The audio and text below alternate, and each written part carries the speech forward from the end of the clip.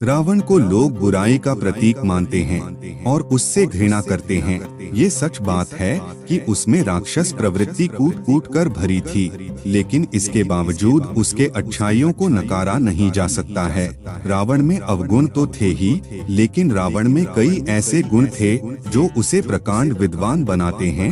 रावण को वेद शास्त्र से लेकर ज्योतिष विद्या का बहुत ही अच्छा ज्ञान था।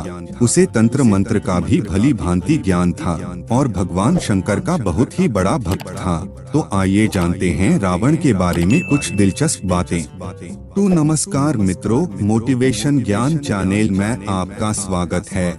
आशा करता हूँ कि भगवान जगन्नाथ की कृपा से आप सब कुशल मंगल होंगे। तो चलिए आज की कथा प्रस्तुत आरंभ करते हैं। रावण के जन्म की अलग अलग कहानियाँ हैं। विभिन्न पौराणिक कथाओं में रावण के जन्म को लेकर अलग अलग कथाएं हैं। वाल्मीकि द्वारा रचित रामायण के अनुसार हिरण्याक्ष और हिरण्यकशिपु दूसरे जन्म में रावण और कुंभकर्ण के रूप में पैदा हुए। पौराणिक कथाओं के अनुसार ऋषि मुनि भगवान विष्णु के दर्शन हेतु बैकुंठ गए थे, लेकिन भगवान विष्णु के दो द्वारपाल जय और विजय ने उन्हें अंदर प्रवेश करने से मना कर दिया।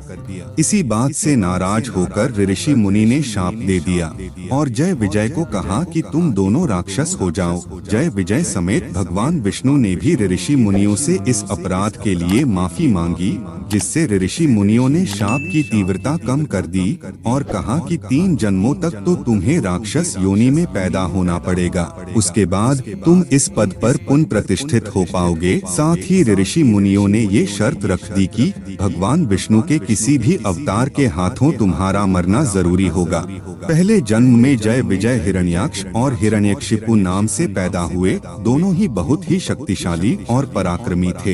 हिरण्याक्ष ने पृथ्वी को उठाकर पाताल लोक में पहुंचा दिया। इसके बाद भगवान विष्णु को वराह अवतार धारण कर पृथ्वी को हिरण्याक्ष का वध कर उससे मुक्त कराया। हिरण्यकशिपु को हिरण्याक्ष का वध का बहुत दुख हुआ और वह विष्णु विरोधी था। उसने विष्णु भक्त प्रहलाद को मरवाने की कोशिश की।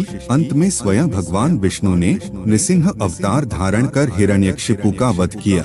दूसरे जन्म यानी त्रेता युग में ये दोनों भाई रावण और कुंभकर्ण के रूप में पैदा हुए, जिनका वध भगवान विष्णु के ही अवतारी पुरुष भगवान राम ने किया। तीसरे जन्म यानी कि द्वापर युग में इन्होंने शिशुपाल और दंतवक्र के रूप में जन्म लिया था और इनका अंत भगवान श्री कृष्णा ने किया था।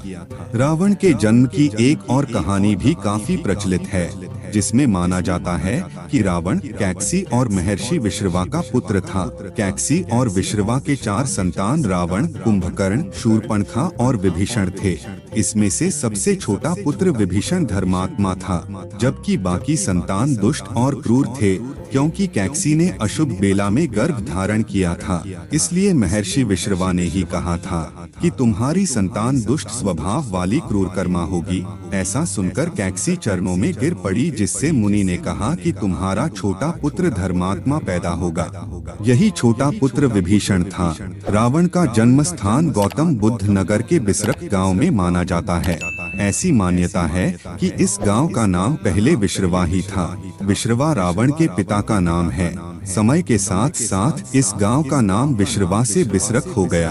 कहा जाता है कि यहाँ पर एक शिवलिंग है, जिसकी पूजा रावण और उसके पिता विश्रवा किया करते थे। ये अष्टकोण के आकार का शिवलिंग खुद ही पृथ्वी से निकलकर आया था। रावण के पिता का नाम विश्रवा था, जो महान ऋषि मुनि पुलस्त्य के पुत्र थे।